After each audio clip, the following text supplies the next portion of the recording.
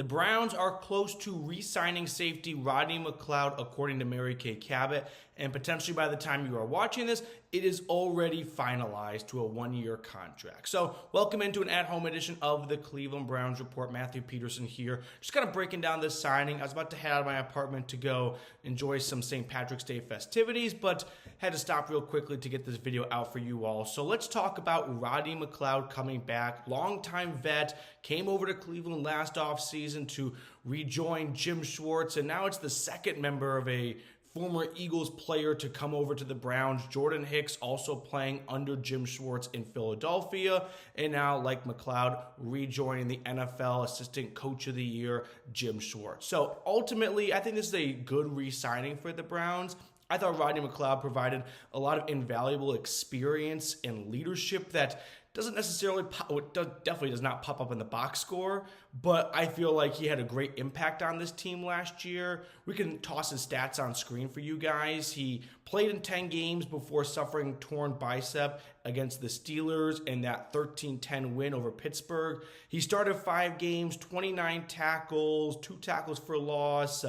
Doesn't look like he had any interceptions. No, 1 pass breakup. So Rodney McLeod, though, he comes back on a 1-year deal, it looks like, and this is a major culture addition, right? This is a guy that stuck around the locker room despite tearing his bicep and being out for the remainder of the year. He wanted to help younger players like D'Anthony Bell and Ronnie Hickman get as prepared as possible for that home stretch and going into the playoffs, especially when Grant Delpit went down and Juan Thornhill was on and off battling injuries all season long. So I like the re-signing from a locker room and culture perspective. When it comes to on-the-field play, he can still play at a high level. I feel like the Browns, they went to a lot of 3 safety looks last year and just rolled with JOK and Anthony Walker or Taki, depending on who was available, very often throughout the year. And then if all safeties were healthy, it was Delpit, Thornhill, and McLeod out on the field a ton.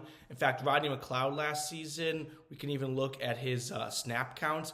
He played 49% of the snaps, so keep in mind, he wasn't even technically a starting safety, and he was on the field half of the time. So this is definitely a scheme direction the Browns want to go of, hey, we're going to have 3 safeties on the field a lot of nickel defense, and we'll just keep roll with 2 linebackers. So let me know what you think of the Rodney McLeod signing down below in the comment section.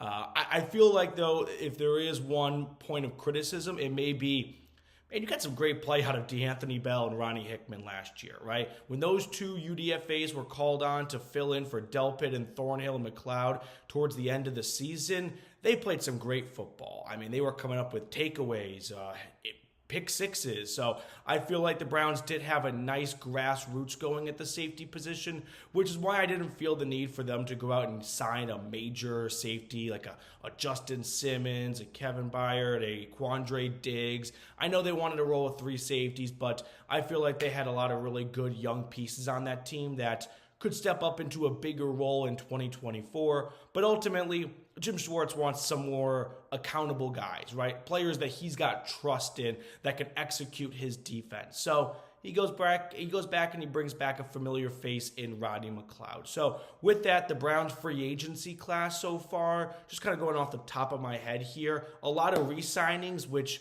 if you've been watching the channel for a while, this is what I've been talking about, that the Browns had a great 2023 defense. A lot of guys were free agents. I expected them to bring a lot of guys back, and that's what they did. Zadarius Smith, Maurice Hurst, Shelby Harris. Now, no Walker or Taki. They signed Jordan Hicks and then Devin Bush. Now you toss in Rodney McLeod, and I think that's all of the signings on the defensive side of the football. Don't worry, I'm sorry about the fire truck, not your own neighborhood. So got those defensive signings right there. Offensively, they've been relatively quiet, right? Naheem Hines, they added an offensive tackle for depth. And listen, I didn't expect the Browns to be big spenders in free agency for a few reasons. One, just historically, that's not really what Andrew Berry has done. Last year, he spent $57 million on Dalvin Tomlinson, and that was the biggest contract he's ever given out as the Browns GM. He likes to pursue talent via trades. Jerry Jeudy, Zadarius Smith originally, Deshaun Watson, Elijah Moore. So they've got their guys, right? They've traded for players, Jeudy and Moore. They want to see those receivers take some more snaps before they go out and sign more wide receivers. Same goes for the defensive side of the football, right? You trade for Zadarius Smith, you feel pretty good about what you got going at edge rusher. So you can't ever really rule out Andrew Berry for pursuing a trade because he's a trade addict. But I feel like the Browns are likely hitting a stopping point in free agency. I'm sure there'll be some other very low-level signings just to kind of fill out the roster. I mean, if we're thinking about where they could attack another guy or two or bring on someone, I don't think it's going to be the running back room, although you never quite know if they feel like Nick Chubb will be gone for maybe a longer period of time than they expected. Wide receiver, they've got a pretty filled room, right? Cooper, Moore, Judy, Cedric Tillman, David Bell. These are all players the Browns either traded or drafted. Those are guys that they brought in. They want to see those guys develop before throwing in the towel on them and going to get another wide receiver. So maybe they add one more, like a Marquise Goodwin, just complete speed demon, just run north and south, a track athlete. Although that didn't really marinate super well last year, but that's really just because Watson and Goodwin just never really got into a rhythm and on the same page because Goodwin missed all of camp and then Watson missed a lot of the regular season. Defensively, I think they're probably feeling content at linebacker after signing two guys. I still think they should prioritize linebacker in the draft. They haven't drafted a linebacker since 2021 when they went with J.O.K. and Tony Fields. Edgerrin Cooper out of Texas A&M, I would love that pick at 54. I feel like this would be a good year to try and bring in some youth at that position. So you're not living off one-year contracts every single year, right?